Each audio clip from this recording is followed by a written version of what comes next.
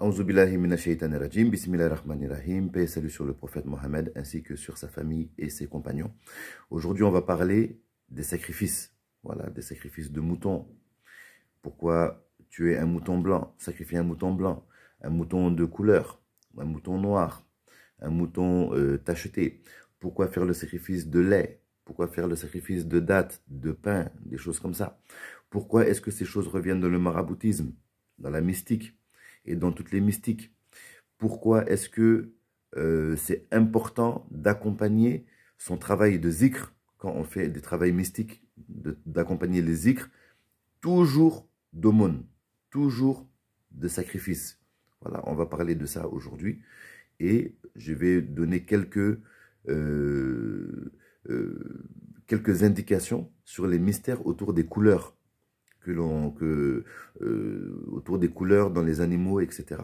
Voilà, pourquoi est-ce que souvent vous allez voir un marabout, il va vous dire il faut tuer un mouton, voilà, blanc, ou bien un mouton qui a des taches, ou bien un mouton, ou bien une chèvre rouge, etc., etc.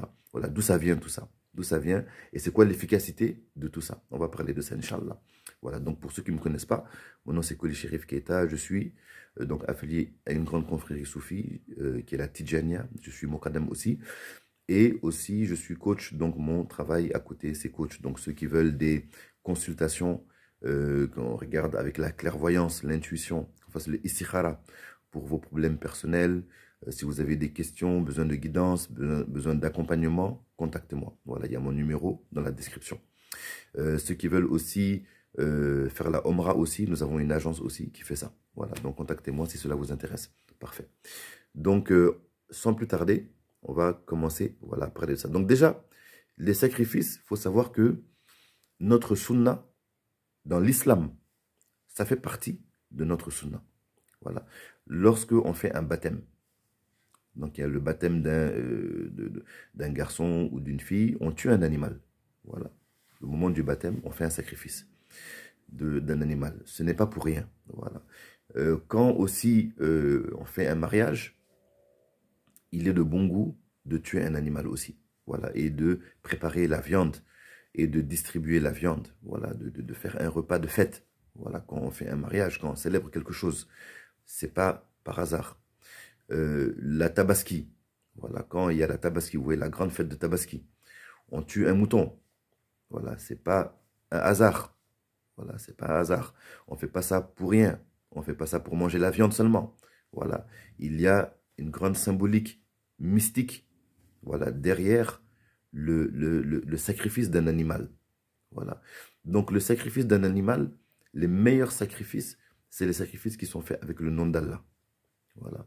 Donc il y a rien de pire pour un animal que d'être tué ou sacrifié pour une idole, ou pour le diable, ou pour une sorcellerie. Voilà, ça c'est le pire. Mais quand l'animal est sacrifié au nom de Allah Azawajal, donc ça c'est une bonne fin pour un animal. D'ailleurs, il nous est parvenu par voie de dévoilement que lors de la tabaski, donc les moutons, voilà, donc sont pris pour être sacrifiés durant cette fête-là. Voilà. Le monde animal et le monde humain, il y a des différences. Voilà, ce qui peut sembler incompréhensible pour les humains ne l'est pas forcément pour les animaux. Voilà, les animaux ont leur propre charia, ils ont leur propre façon de voir les choses. Ils ont leur propre rapport aussi avec le divin. Voilà, les animaux prient aussi. Voilà, les animaux sont musulmans aussi. Voilà, ils sont soumis à Dieu, ils ont leur propre manière de prier, que nous, on ne comprend pas, parce que dans notre humanité, nous avons notre propre charia. Voilà, mais les animaux aussi ont leur charia aussi. Voilà, les animaux aussi prient aussi. Voilà, donc, quand on fait des sacrifices, voilà, on augmente de manière substantielle la force de certains travaux mystiques que nous faisons. Voilà, quand on fait des travaux mystiques, voilà, il y a beaucoup d'entités, voilà, qui se mettent en œuvre. Voilà, les Khudam, les Rauhan, etc., etc. Voilà, il y a beaucoup de choses dans le monde invisible. Voilà. Donc, quand on fait un travail, quand on fait une lecture de Coran, souvent, on l'accompagne par le sacrifice d'un animal. Là, par exemple, la sourate Yassine, qui est une sourate du Saint-Coran. Donc, quand on fait un travail avec la sourate Yassine, c'est très bon de faire couler le sang d'un animal en même temps. Voilà. Donc, une vache, un mouton, une chèvre, poulet, dépendamment des moyens que vous avez entre les mains. Voilà. Il ne faut pas vous appauvrir pour les sacrifices. Voilà. Toujours les sacrifices doivent être faits en fonction de vos moyens. Voilà. Si vous n'avez pas les moyens pour faire le sacrifice d'une vache, prenez un mouton. Si vous n'avez pas les moyens pour un mouton, prenez une chèvre. Si vous n'avez pas les moyens pour une chèvre, prenez des poulets. Voilà. Quand on est en Occident ici, on n'a pas accès à ces animaux-là. Voilà. À moins d'être à la campagne, et encore c'est compliqué, c'est très compliqué. Donc quand on fait des travaux mystiques, c'est plus facile chez nous. Voilà, en Afrique, au Mali, au Sénégal, en Guinée, etc. C'est très très facile là-bas parce que nous, on connaît ça. Voilà, on connaît ça et c'est dans notre culture. Voilà, donc c'est beaucoup plus simple pour nous, voilà, de prendre un mouton, de le sacrifier, un bélier quand on en a besoin. Voilà, mais ici en France, par exemple, c'est pas possible. Voilà, donc ce qu'on fait, à la place, on donne de l'argent. Voilà, on donne de l'argent. Si vous ne pouvez pas donner d'argent, vous payez des repas. Voilà. Ou alors vous envoyez l'argent au pays et eux, ils vont faire le sacrifice pour vous là-bas. Voilà. Donc les sacrifices des moutons blancs. Voilà, la couleur blanche, il y a une symbolique dans le blanc. Donc les moutons africains, ils ont cette particularité par rapport aux autres moutons qui ont tous la même couleur. Mais en Afrique subsaharienne, les moutons ont plusieurs couleurs. Donc les marabouts, les mystiques, il y a des secrets derrière ces couleurs. La couleur blanche, elle est utilisée souvent pour les travaux d'ouverture, le bonheur, les mariages, la réussite, tout ce qui est plénitude, bonheur, paix, sérénité, réconciliation, etc. Donc on utilise le blanc. Les moutons qui ont des taches rousses, noires, ce sont souvent quand on fait un travail de zikr mystique pour sortir des gens de la galère, de certains problèmes. Par exemple, problème au tribunal, problème de couple, complot, inimitié, problème au travail, etc. Donc on fait un travail mystique et on fait le sacrifice de moutons avec des taches. Voilà, les moutons avec des taches, ils ont ce secret-là. Donc, dans le batin, dans l'invisible, donc la symbolique des moutons qui ont des taches, donc on les utilise souvent pour régler ce genre de problème-là. Les moutons qui sont moitié-moitié, il y a des moutons ils ont un peu de blanc, ils ont du noir, ou ils sont totalement noirs. Ça, c'est des moutons, souvent on fait le sacrifice de ça quand il y a de grands problèmes. Emprisonnement, guerre, querelle. Voilà, des problèmes très compliqués. Voilà, on fait un travail et on utilise ces moutons-là. Voilà. Bon, aussi, souvent, on va chercher la couleur blanche dans certains aliments. Donc, le lait, par exemple. Alors, on donne du lait. Le lait, c'est très bon. Voilà, c'est très bon quand vous donnez du lait à des femmes, à des enfants. Voilà, ça ouvre, ça donne de la chance. Voilà, ça provoque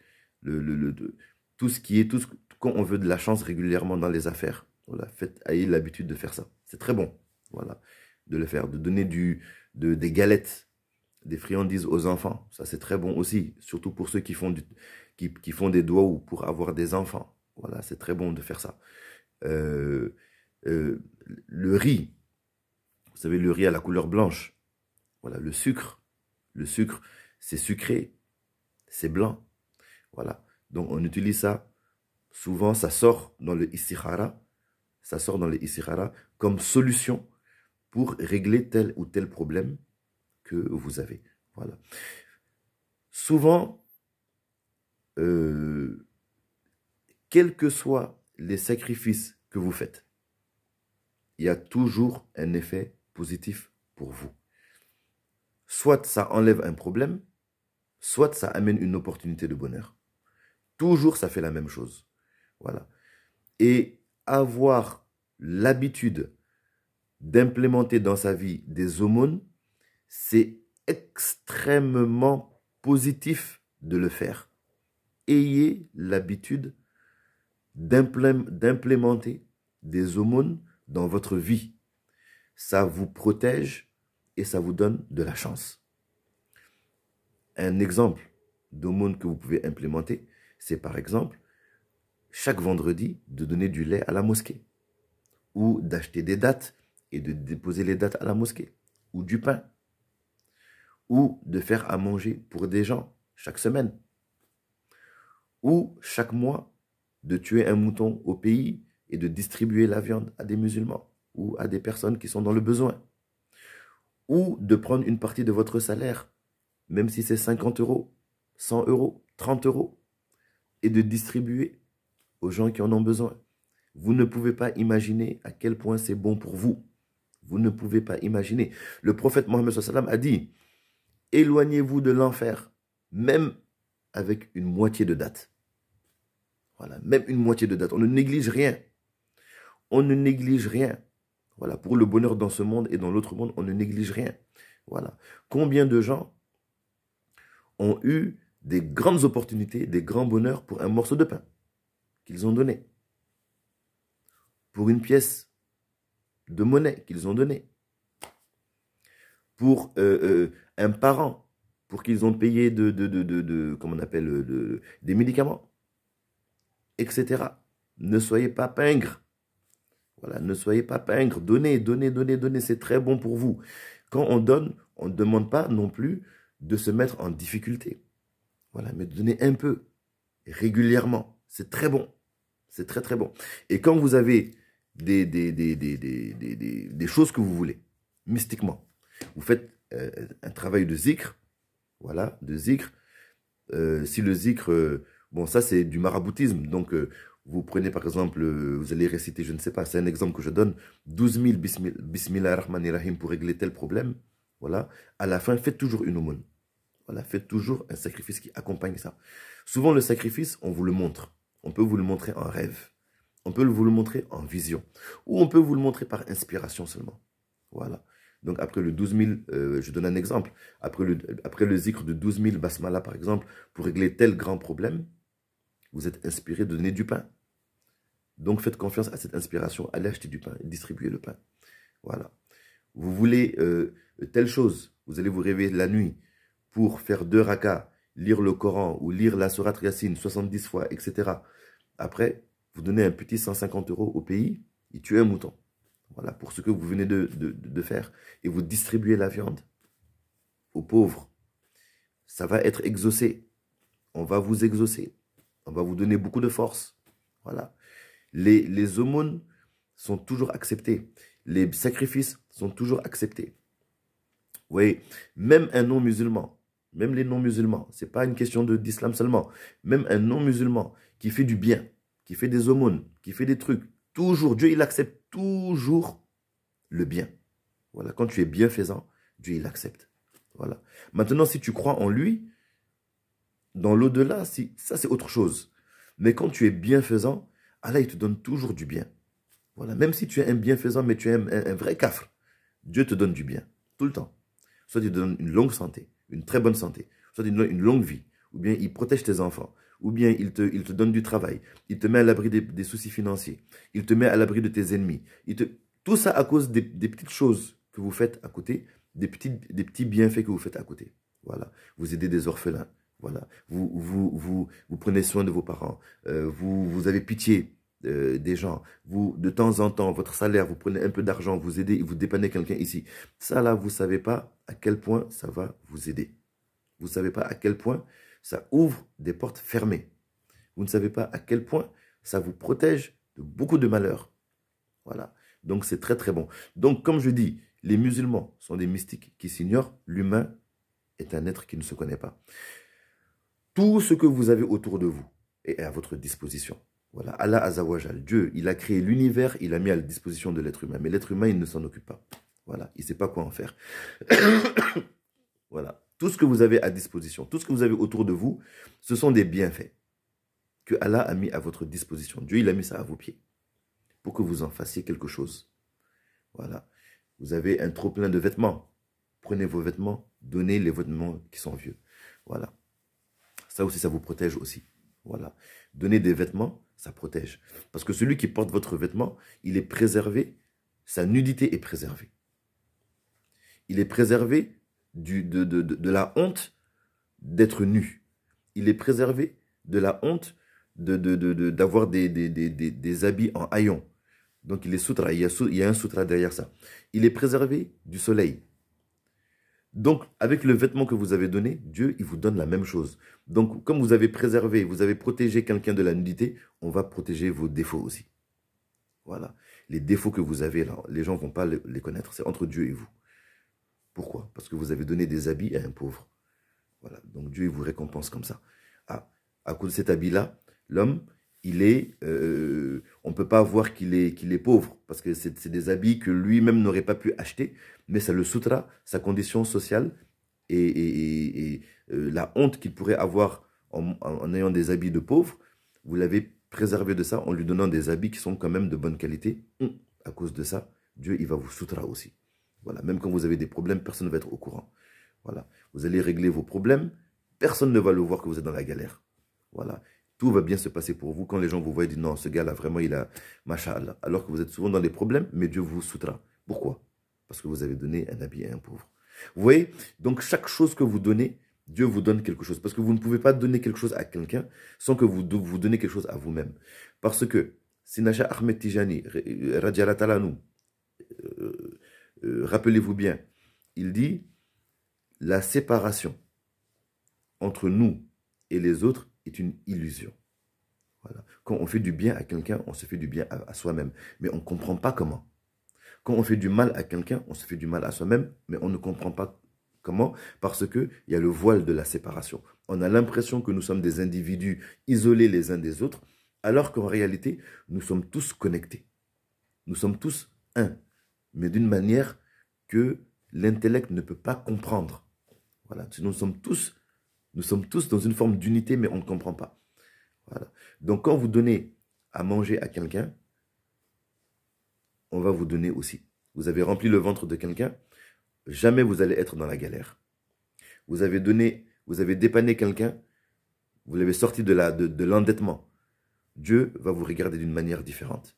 Voilà, vous n'allez jamais avoir de problème à cause de ça. Donc faites ça régulièrement, chaque fois. Un petit 5 $ ici, 5 € ici, un petit bout de pain par là, ah, une chemise que vous ne portez plus, donnez-la. Vous ne savez pas à quel point ça va vous faire du bien. Voilà. Dans tous souvent quand je travaille, même avec mes clients qui sont pas africains, voilà, souvent on ne peut pas faire des sacrifices trop spécifiques comme on fait chez nous. Donc souvent, je dis seulement donnez de l'argent. Voilà, vous faites ceci, vous faites cela. Et on va observer ce qui se passe. Et généralement, ça marche. Hein. Voilà, ça fonctionne très très bien. Les gens sortent de la galère. Voilà. Quand ils ont des problèmes, ils sortent des problèmes. Quand ils ont des difficultés, les vœux sont exaucés. Voilà. Parce qu'ils ont prié et en même temps, ils ont donné un peu d'argent. Et ça marche pour tout le monde. Hein. Voilà, même les chrétiens, parce que j'ai beaucoup de chrétiens qui me consultent aussi. Je dis, priez.